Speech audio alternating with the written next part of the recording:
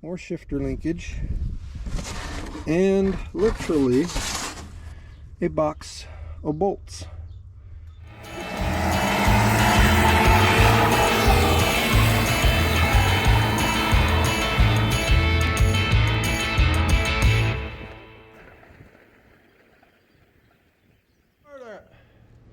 How the heck are you? Welcome back to the channel.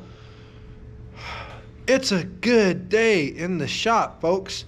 We've got a new arrival. It's not my rescue. No, we didn't go buy another rig. This is a patient here, needs a little love, but I mean, you can't make this stuff up. We're sitting here doing some restoration work on the classic 74 Ford Bronco, right? Working our way through that bad ride. And a years-long buddy of mine from a neighboring county calls up and says, hey, I got farming to start getting ready for. I got a truck that's been apart for a little while, and I want it back together so I can enjoy it. And I'm like, all right, what you got? Let's do this. He's like, oh, it's a 70 Blazer. Are you kidding me?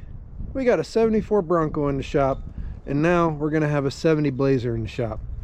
This is a fairly unmolested, other than the, you know, the paint itself is a bit of a crime, but it's had some makeup work.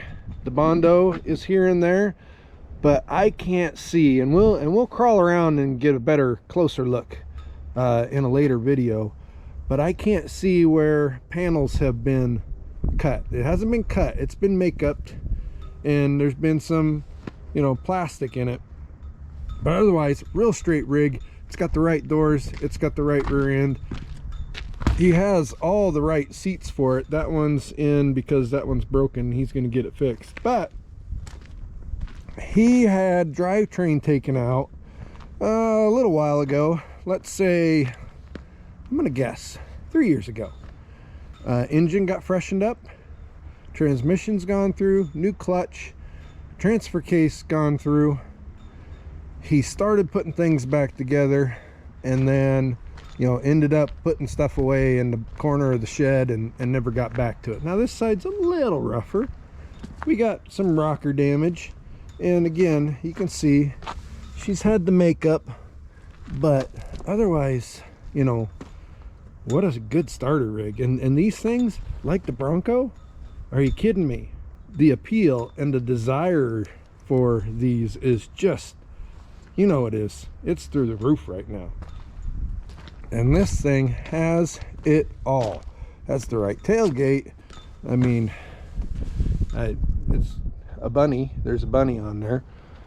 So let's start in the rig itself. What do we got to work with here? What are we doing? We got a transfer case over there. We got kind of a chewed up fan shroud here, but it'd probably work for what we need. We got hoses, air cleaner, alternator, looks like a replaced one. We got a fan that's not in too bad a shape, some belts, gaskets. Don't know if we need those or not. We've got a dust shield that's been, yeah, we'll have to get the dead blow out for that one.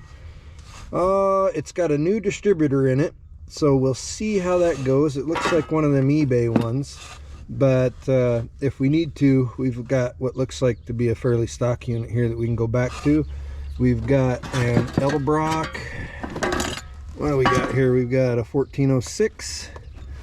So standard Edelbrock 600 650 CFM carb. We've got part of the shifter assembly. Ooh, one drive shaft, more shifter linkage, and literally a box of bolts. That's all right though, we can make that happen. Ooh, we've got the carb plate for the Edelbrock. That's going to be handy because we got to go from what would have been, yeah, spread bore to Edelbrock, so that's all right. Ooh, we got some radiator brackets, and then we've also got a new end for the wire harness here, so That's gonna happen. Over here, oh, Prothane cab mounts, because he says, oh yeah, just remembered when I was loading this on the trailer, we did that and didn't finish, so that's okay. We can slide some of them in there for him. Yeah, power steering pump's hanging there. We will probably use the new wire harness. We're not going to do any huge repair work. We're going to get this thing running, and then I think he's going to kind of reevaluate on what he wants to do next step. It's got awesome vintage 6-bolt Chevy centerline wheels. You don't come across those anymore nowadays, ladies and gentlemen. Kind of a mixed match of tires, but the wheels are really cool. And then I got more stuff in here. In here we have transmission, reportedly new clutch. Transmission's been gone through, and then we have the adapter shaft that goes back to the transfer case that we saw in the unit. We've got a Bravex performance distributor, so we'll see what that does. We are going to use new plug wires, so we'll have to get some handy plug wire hanger offers for this.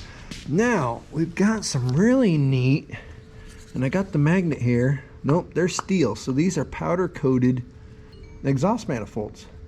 That's pretty neat. Some chrome valve cover action.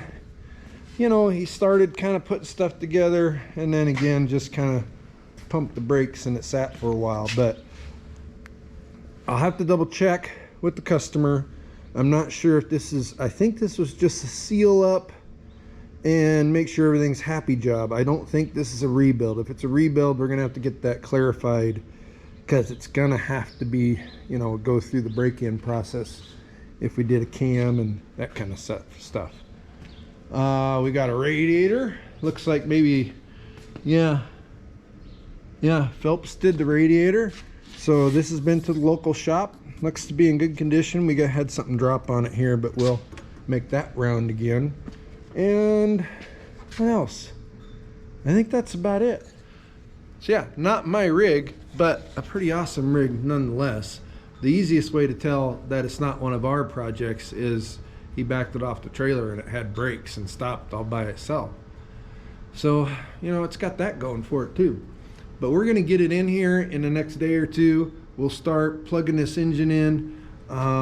We gotta do that right away, because with the transmission hung on the engine, we don't have a way of storing that. So first thing is we're gonna drop that in there and get it settled, and then we can start tinkering. Hey, consider the bell, the like, the subscribe. You're gonna wanna follow along with some of this stuff. It's really gonna get interesting this summer. Appreciate y'all watching. We will catch you on the next video.